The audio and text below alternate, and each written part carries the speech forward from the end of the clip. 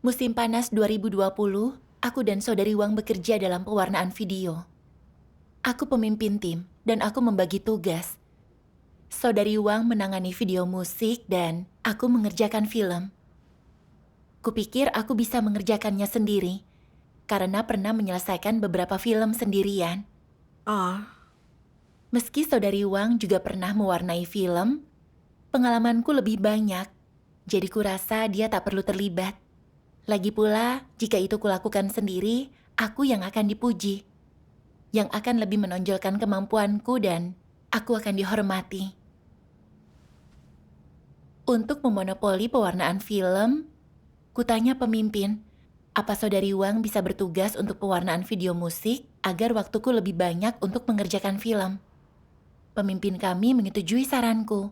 oh, Belakangan, adegan yang belum diwarnai membuat beban kerjaku tinggi. Aku lembur setiap hari, berusaha mengejar adegan yang belum selesai. Terkadang kulihat saudari Wang tidur lebih awal, sementara aku masih bekerja. Aku bangun lebih pagi daripada dia, dan merasa sangat lelah. Namun aku tak ingin saudari Wang berbagi beban denganku. Kupikir, begitu dia terlibat, akan ada 2 nama di bawah kredit title pewarnaan di akhir film. Dulu hanya ada namaku, tapi jika ku tambahkan saudari Wang, saudara-saudari pasti akan menganggap kemampuan kerjaku buruk. Itu akan memalukan. Terkadang kupikir, jika saudari Wang membantu, segalanya akan berjalan lebih cepat, aku tak akan terlalu sibuk. Dan hasilnya lebih baik daripada jika kulakukan sendiri. iya. Namun saat berpikir, berbagi pujian dengannya, aku merasa tak puas. Kupikir, lupakan saja. Aku akan bekerja sedikit lebih keras. Jadi aku tak pernah membiarkan dia ikut dalam pewarnaan film. Saat itu aku tak merenungkan diri. Sampai suatu hari, ada saudari memberitahuku, saudari Wang tak menanggung beban dalam tugasnya dan memintaku bersekutu dengannya. Kupikir, apa saudari Wang tak menanggung beban ada hubungannya denganku? Aku sangat sibuk setiap hari. Dia punya banyak waktu, tapi tak kuberi tugas pewarnaan film, yang membuatnya menganggur. Oh, Samar-samar kusadari tindakanku salah. Dan jika aku melakukan pewarnaan film sendiri, aku akan menunda pekerjaan gereja. iya. Namun kupikir, aku bisa mengatasinya dengan lebih banyak lembur. Jadi aku mendiamkannya. Meskipun sadar niatku salah, tapi masih kulakukan, rasanya sangat menyakitkan. Jadi aku berdoa kepada Tuhan untuk membimbingku meninggalkan niat keliruku. Suatu hari, saat masa teduh aku menonton video pembacaan firman Tuhan.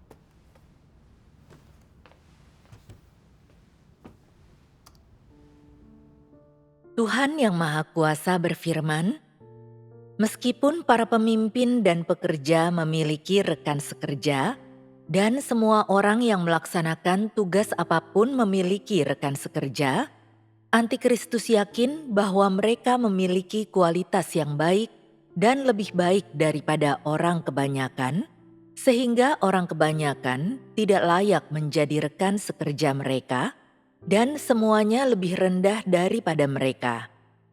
Inilah sebabnya Antikristus suka menjadi penentu keputusan dan tidak suka mendiskusikan segala sesuatu dengan orang lain. Mereka pikir melakukan hal itu membuat mereka terlihat bodoh dan tidak cakap. Sudut pandang macam apa ini? Watak macam apa ini? Apakah ini watak yang congkak? Mereka berpikir bahwa bekerja sama dan mendiskusikan segala sesuatu dengan orang lain, mencari jawaban dari mereka, dan mengajukan pertanyaan kepada mereka, berarti tidak bermartabat dan merendahkan, suatu penghinaan terhadap harga diri mereka. Jadi, untuk melindungi harga dirinya, mereka tidak memiliki transparansi dalam apapun yang mereka lakukan. Mereka juga tidak memberitahu orang lain tentang hal itu, apalagi mendiskusikannya dengan mereka.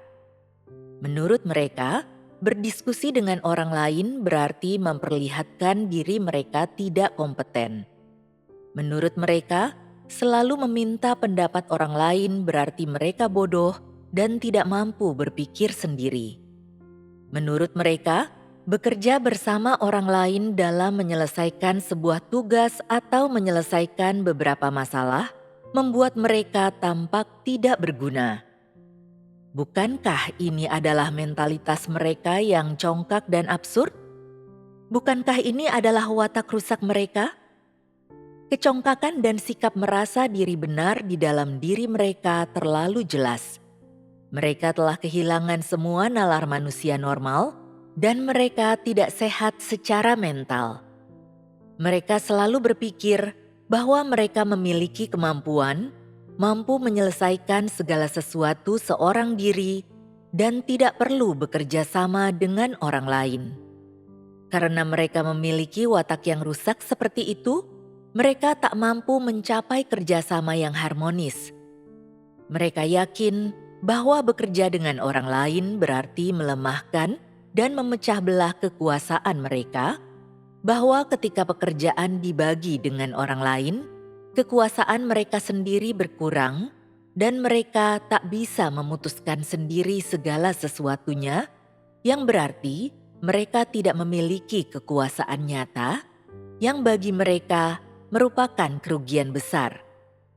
Jadi, apapun yang terjadi pada diri mereka, jika mereka yakin bahwa mereka mengerti dan tahu bagaimana menanganinya, mereka tidak akan mendiskusikannya dengan orang lain, mereka akan tetap ingin mengendalikannya. Mereka akan lebih memilih melakukan kesalahan daripada membiarkan orang lain tahu. Mereka akan lebih memilih untuk salah daripada berbagi kekuasaan dengan orang lain, dan mereka akan lebih memilih diberhentikan daripada membiarkan orang lain ikut campur dalam pekerjaan mereka. Inilah antikristus itu. Mereka lebih suka merugikan kepentingan rumah Tuhan, lebih suka mempertaruhkan kepentingan rumah Tuhan daripada berbagi kekuasaan dengan orang lain. Menurut mereka, ketika mereka sedang melakukan suatu pekerjaan atau menangani suatu hal, asalkan mereka memahami beberapa doktrin dan mampu melakukannya seorang diri, mereka tidak perlu bekerja sama dengan orang lain. Menurut mereka, tugas itu haruslah dilaksanakan dan diselesaikan seorang diri, dan hanya inilah yang membuat mereka cakap. Apakah pandangan ini benar?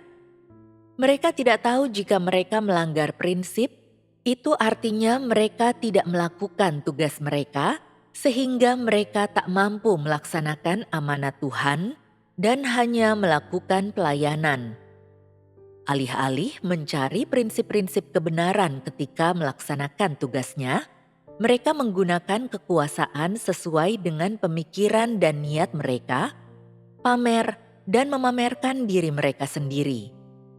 Siapapun rekan sekerja mereka atau apapun yang mereka lakukan, mereka tidak pernah mau mendiskusikan segala sesuatu.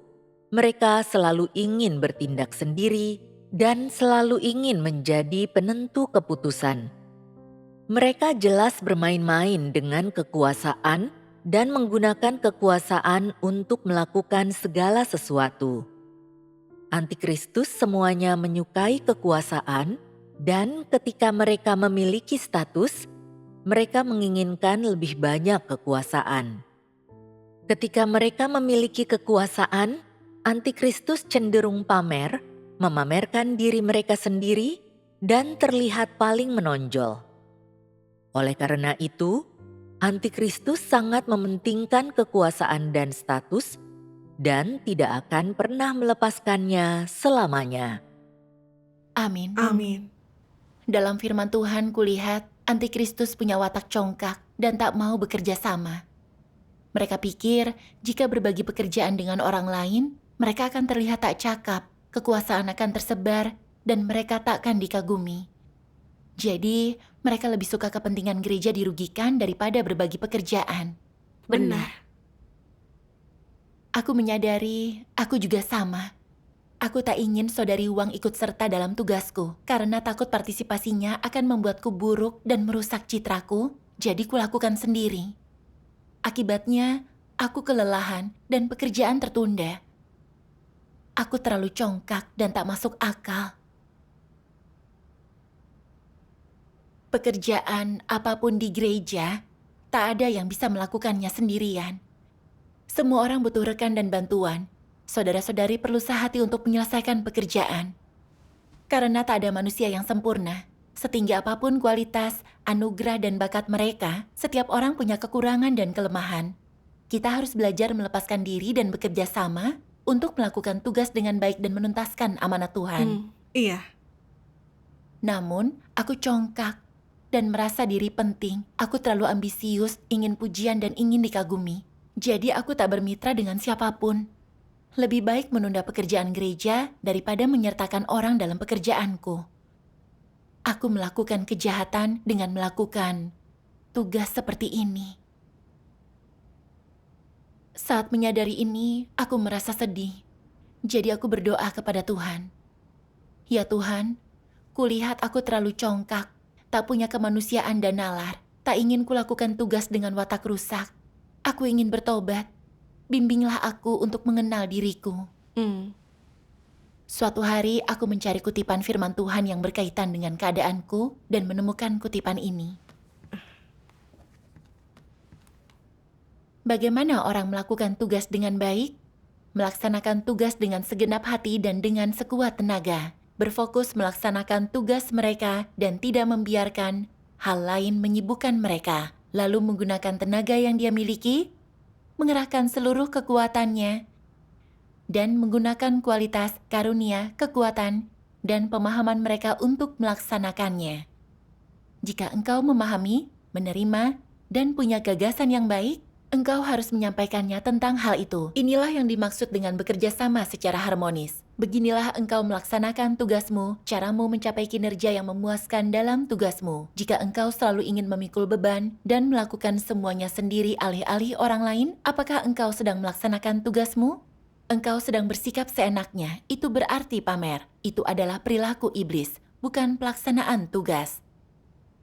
Apapun kelebihan, karunia, atau bakat khusus mereka, tak seorang pun mampu melakukan semua pekerjaan sendirian. Mereka harus belajar bekerja sama untuk melaksanakan pekerjaan gereja dengan baik. Itulah sebabnya kerjasama yang harmonis adalah prinsip dalam melaksanakan tugas. Selama engkau mengerahkan segenap hatimu dan segenap tenagamu dan segenap kesetiaanmu, dan melakukan semua yang dapat kau lakukan, engkau sedang melaksanakan tugasmu dengan baik. Jika engkau punya pemikiran atau gagasan, sampaikanlah itu kepada orang lain. Jangan menahan atau menyembunyikannya. Selain itu, perhatikanlah pendapat orang lain. Setiap gagasan yang benar harus diterima dan ditaati. Maka engkau dapat bekerja sama, dan itu berarti engkau melaksanakan tugasmu dengan setia. Dalam melaksanakan tugasmu, engkau tidak boleh melakukan semuanya, memaksa diri bekerja keras atau bersikap individualistis atau terlihat paling menonjol. Sebaliknya, engkau harus belajar bekerja sama dengan baik dan melakukan yang dapat kau lakukan, memenuhi tanggung jawabmu, mengerahkan segenap tenagamu. Itulah arti melaksanakan tugasmu. Itu berarti mengerahkan segenap kekuatan dan terangmu untuk mencapai hasil. Itu sudah cukup. Jangan berusaha pamer, mengatakan hal yang muluk-muluk, dan tidak mau bertentangan dengan orang lain. Berfokuslah untuk mendengarkan saran orang lain dan menemukan kelebihan mereka. Maka, bekerja sama secara harmonis menjadi mudah. Jika engkau berusaha pamer dan ingin menjadi penentu keputusan, artinya engkau tidak bekerja sama secara harmonis. Apa yang sedang kau lakukan? Engkau menyebabkan gangguan dan meremehkan orang lain. Melakukan itu berarti memainkan peran iblis, bukan melaksanakan tugas. Jika engkau selalu mengganggu dan meremehkan orang lain, maka sebanyak apapun upaya yang kau curahkan, Tuhan tidak akan mengingatnya. Amin. Amin. Saat merenungkan firman Tuhan, aku malu. Firman Tuhan menyingkap keadaanku. Untuk pamer dan dihormati, ingin kulakukan tugasku sendirian, tak ingin dibantu saudari Wang. Kupikir, karena aku pernah melakukan pewarnaan tiap film sendirian, aku tak akan dipuji jika saudari Wang terlibat. Jadi aku tak akan dikagumi, dan aku tidak bisa pamer. Kupikir akan kehilangan kesempatan. Meskipun tahu beban kerja pewarnaan film itu berat, akan ada penundaan jika ku kerjakan sendiri, dan akan lebih cepat dan lebih baik jika saudariku terlibat. Meskipun ku tahu aku menangani sebagian besar pekerjaan tim, saudariku sering menganggur, tak punya pekerjaan dan keadaannya terpengaruh, aku tetap tak mau berbagi beban dengannya. Aku ingin mewarnai semua film sendirian untuk membuktikan keterampilan teknis dan profesionalku baik. Kusadari yang kupikirkan hanyalah martabat dan status. Tak kupikirkan pekerjaan gereja dan tak peduli dengan saudariku. Aku tak punya hati nurani atau kemanusiaan. Tampaknya aku bangun pagi dan bekerja keras setiap hari, seakan bisa menanggung beban dan membayar mahal. Tapi sebenarnya aku mengejar misi pribadi, memuaskan ambisi dan hasratku. Aku tak memenuhi tugasku sebagai makhluk ciptaan. Aku mengganggu pekerjaan gereja dengan dalih bertugas, tapi melakukan kejahatan. Aku juga menempuh jalan antikristus. Lalu, kulihat 2 kutipan firman Tuhan. Mari kita tonton videonya.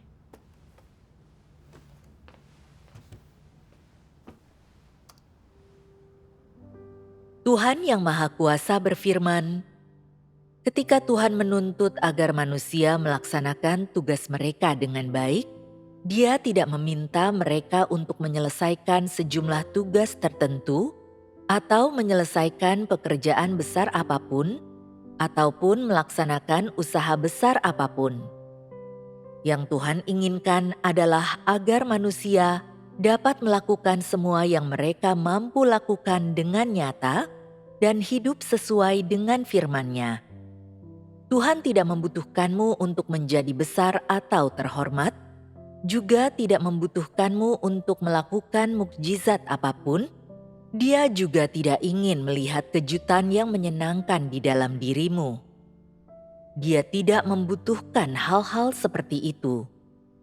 Yang Tuhan butuhkan hanyalah agar engkau dengan tekun melakukan penerapan sesuai dengan firman-Nya.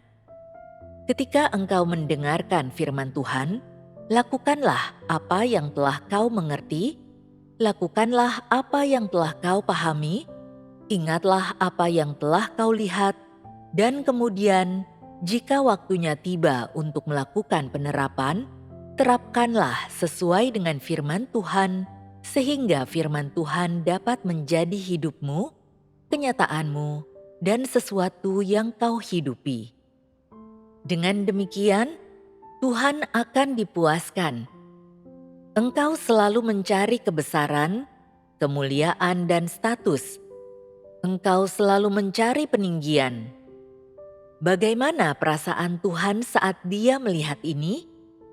Dia membencinya dan tidak mau melihatnya.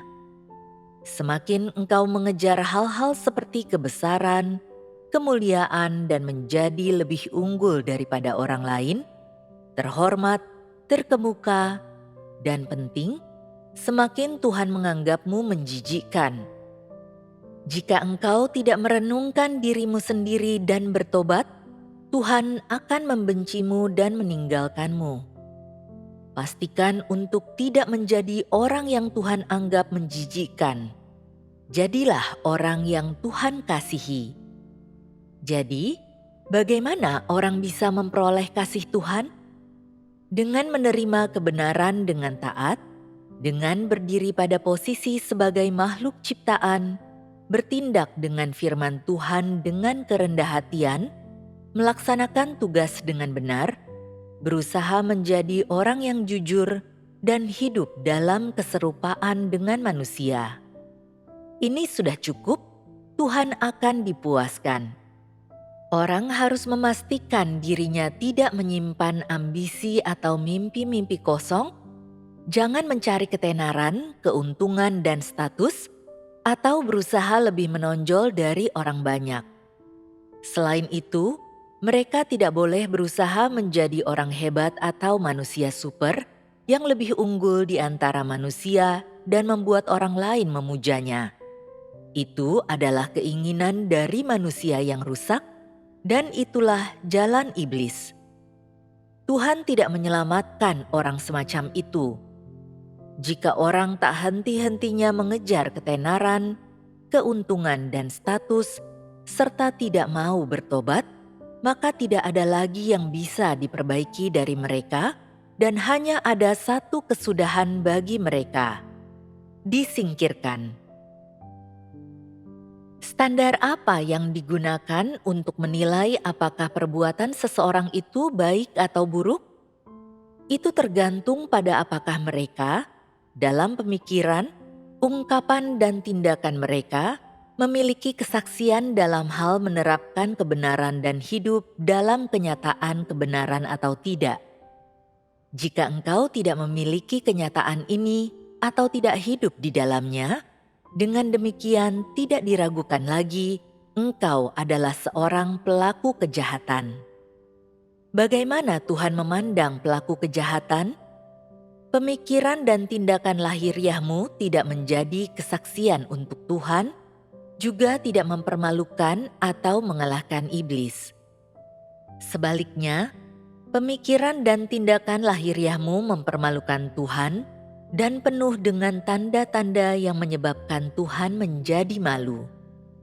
Engkau tidak bersaksi bagi Tuhan, tidak mengorbankan dirimu untuk Tuhan, engkau juga tidak memenuhi tanggung jawab dan kewajibanmu kepada Tuhan. Sebaliknya, engkau bertindak demi kepentinganmu sendiri. Apakah sebenarnya arti dari demi kepentinganmu sendiri? Tepatnya, itu berarti demi iblis. Karena itu, pada akhirnya Tuhan akan berkata, "Pergilah daripadaku, engkau yang melakukan kejahatan."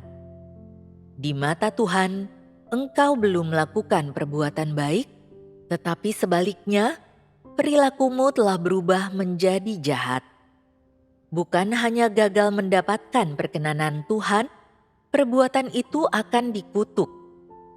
Apa yang ingin diperoleh orang yang percaya kepada Tuhan seperti ini? Bukankah kepercayaan seperti itu pada akhirnya akan sia-sia? Amin. Dari firman Tuhan, aku mengerti kehendak Tuhan. Sebenarnya tuntutan Tuhan itu sederhana. Tuhan tak ingin orang melakukan hal besar atau banyak melakukan perbuatan dahsyat. Tuhan pun tak meminta kita menjadi orang yang luar biasa atau hebat. Tuhan hanya ingin kita berdiri di posisi makhluk ciptaan, mengejar kebenaran secara praktis, melakukan tugas sebaik mungkin, dan hidup berdasarkan firman Tuhan. Iya, Benar. benar. Aku juga sadar Tuhan menilai kita memenuhi syarat dalam menjalankan tugas, bukan berdasarkan besarnya pencapaian atau kontribusi kita. Tapi apakah motivasi dan titik awal kita dalam bertindak mempertimbangkan kehendak Tuhan? Dan apakah kita berusaha yang terbaik? Hanya saat kita punya motivasi dan mengambil jalan yang benar, kita bisa bersaksi dalam tugas. Saat orang melakukan tugas hanya demi memuaskan ambisinya, sebanyak apapun usaha yang dilakukan mereka, akhirnya mereka akan dibenci dan disingkirkan Tuhan. Iya, Benar. Kini aku tahu niat dalam tindakan kita sangat penting. Hanya jika kita punya niat yang benar dalam tugas, kita bisa menerima bimbingan Roh Kudus dan diperkenan Tuhan. Iya. Aku sadar ingin selalu dipuji sendirian untuk tugasku. Watak congkak membuatku ingin melakukan semuanya sendirian. Aku bekerja keras dan membuat diriku lelah agar dihormati. Tak satu pun upayaku bertujuan memuaskan Tuhan. Semuanya untuk memuaskan hasrat dan ambisiku. Meskipun aku sibuk banyak menderita serta mendapat kekaguman dan persetujuan orang lain, apa gunanya? Itu tak berarti aku melakukan tugas dengan layak. Juga tak berarti aku diperkenan Tuhan. Akhirnya, karena aku mengambil jalan yang salah, bertindak berdasarkan watak jahatku dan mengganggu pekerjaan gereja, aku akan ditolak dan diusir oleh Tuhan. benar. Iya. Aku juga berpikir, bekerja sama dengan saudari Wang akan menutupi kekuranganku dalam tugas. Dia fokus belajar, mau belajar, dan keterampilannya berkembang pesat. Tapi aku tidak dan hanya mengandalkan pengalamanku. Meskipun telah lama mengemban tugas ini, keterampilanku tak meningkat banyak. Selain itu, Pemikiran dan estetika seseorang selalu terbatas dan tak sempurna. Orang yang sadar diri bisa melepaskan diri dalam tugas dan bersedia bekerja sama demi bertugas dengan baik. Inilah nalar yang harus kita miliki. Tepat Benar. sekali. Namun, aku congkak, merasa benar dan menginginkan status. Aku tak ingin melepaskan kepentinganku dan bekerja sama. Semua itu berdampak pada kemajuan dan hasil pekerjaan. Jika aku bekerja sama dengan dia sebelumnya, hasil dan kemajuan pekerjaan akan jauh lebih baik. Makin merenung, makin kusadar, aku terlalu congkak dan tak punya kemanusiaan. Serta makin aku benci diriku dan menyesali tindakanku. Aku tak ingin melakukan tugas dengan niat ini. Aku berdoa di hadapan Tuhan. Tuhan, aku selalu melakukan tugas dengan ambisi demi ketenaran dan status pribadi. Aku tak ingin mengejar seperti ini. Aku ingin bertobat, melepaskan niat keliruku, dan bekerja sama untuk melakukan tugas dengan baik. Amin. Di saat teduh pagiku berikutnya, aku baca firman Tuhan ini. Mereka yang mampu menerapkan kebenaran dapat menerima pemeriksaan Tuhan dalam segala hal. Saat engkau menerima pemeriksaan Tuhan, hatimu menjadi lurus. Jika engkau bertindak hanya agar dilihat orang lain, selalu ingin dikagumi orang lain, tetapi engkau tidak menerima pemeriksaan Tuhan, apakah Tuhan masih ada di dalam hatimu? Orang-orang semacam itu tidak menghormati Tuhan. Jangan selalu bertindak demi dirimu atau selalu mempertimbangkan kepentinganmu. Jangan mempertimbangkan kepentingan manusia dan jangan memikirkan harga diri, reputasi, atau statusmu. Pikirkan terlebih dulu kepentingan gereja dan menjadikannya prioritas utamamu. Engkau harus mempertimbangkan kehendak Tuhan dan mulailah dengan merenungkan apakah engkau tidak murni, apakah engkau telah setia memenuhi tanggung jawabmu dan mengerahkan seluruh tenagamu atau tidak. Serta apakah engkau telah sepenuh hati memikirkan tugasmu dan pekerjaan gereja. Engkau harus memikirkan hal-hal ini. Pahamilah semua itu dan akan menjadi mudah bagimu untuk melaksanakan tugasmu. Jika kualitasmu buruk, jika pengalamanmu dangkal, atau jika engkau tidak cakap dalam pekerjaanmu, berarti ada beberapa kesalahan dalam pekerjaanmu dan hasilnya tidak terlalu baik. Tapi engkau telah berusaha keras. Dalam semua tindakanmu, engkau tidak memuaskan keinginan atau kepentinganmu. Sebaliknya, engkau terus mempertimbangkan pekerjaan dan kepentingan gereja. Meskipun engkau tidak melaksanakan tugasmu dengan baik, hatimu telah diluruskan. Jika engkau dapat mencari kebenaran dan menyelesaikan masalah, maka tugasmu akan memenuhi standar dan engkau akan mampu masuk ke dalam kenyataan kebenaran. Inilah artinya menjadi kesaksian. Amin. Dari firman Tuhan, aku menemukan jalan penerapan. Untuk melakukan tugas, kau harus melepaskan kepentingan sendiri dan memikirkan kepentingan gereja. Meskipun martabat atau statusmu dirugikan, yang penting adalah melindungi pekerjaan gereja dan memenuhi tugasmu. Tepat Iya. sekali. Aku tahu membiarkan saudari Wang ikut dalam tugasku akan mempercepat dan meningkatkan pekerjaan. Entah aku diakui atau tidak, itu yang terbaik untuk pekerjaan gereja. Setelah memahami kehendak Tuhan, aku termotivasi untuk menerapkan kebenaran. Tak lagi kupikirkan nama siapa yang akan muncul di kredit title, dan tak memedulikan pendapat orang lain tentangku. Hanya kupikirkan cara memenuhi tugasku dan memuaskan Tuhan. Syukur kepada Syukur pada Tuhan. Tuhan. Jadi, aku memberi tugas pewarnaan film kepada saudari Wang, dan dia langsung setuju. Tak lama, keadaan saudari Wang berbalik, dia tak sepasif sebelumnya. Dan kami bisa menyelesaikan tunggakan pekerjaan. Setelah ini aku merasa nyaman. Aku juga sadar betapa baiknya menerapkan kebenaran dan bekerja sama dalam tugas. Benar. Syukur kepada Tuhan. Saat kita melepaskan kepentingan pribadi dan bekerja sama, kita punya bimbingan dan berkat Tuhan. Iya. Tidak lama, saat pewarnaan film selesai, kami mengerjakan pentas drama dan video musik. Pada saat ini, aku tanpa sadar berpikir, jika tugas ini kukerjakan sendiri, akulah yang akan dipuji. Pentas drama lebih mudah daripada film. Aku bisa melakukannya sendiri. Tak perlu melibatkan saudari Wang. Aku akan terlihat tak kompeten jika pewarnaan pentas drama butuh 2 orang. Aku akan ditertawakan orang lain. Memikirkan itu, ingin kuberikan pewarnaan video musik kepada saudari Wang dan mengerjakan pentas drama sendirian. Saat itu aku sadar niatku salah. Aku masih bertindak untuk memuaskan kepentinganku. Aku teringat firman Tuhan. Jika engkau masih berfokus pada status dan gengsi, masih berusaha untuk pamer dan ingin dikagumi, engkau bukanlah orang yang mengejar kebenaran dan menempuh jalan yang salah. Yang kau kejar bukanlah kebenaran ataupun hidup, tetapi status dan gengsi yang kau cintai. Itu berarti kau tidak melakukan kebenaran dan itu bisa dianggap sebagai kejahatan dan melakukan pelayanan. Amin. Firman Tuhan menyadarkanku. Aku selalu melakukan hal egoistis. Aku picik dan mementingkan diri. Aku membenci diriku karena terlalu rusak. Ingin meninggalkan niat salahku dan menerapkan kebenaran. Jadi, aku minta saudari Wang berpartisipasi dalam pewarnaan pentas drama. Sejak saat itu, saat tiba waktunya membagi tugas, aku selalu berkonsultasi dengan dia dan meminta pendapatnya. Lalu saat ingin mengambil semua pekerjaan agar dipuji, aku meninggalkan diriku dan memberikan pekerjaan kepada saudari Wang. Aku merasa damai dan nyaman menerapkan ini. Syukur kepada Tuhan. Pengalaman ini membuatku menyadari ambisi congkak dan watak jahatku. Dan kerjasama yang harmonis adalah kunci untuk memenuhi tugas dengan baik.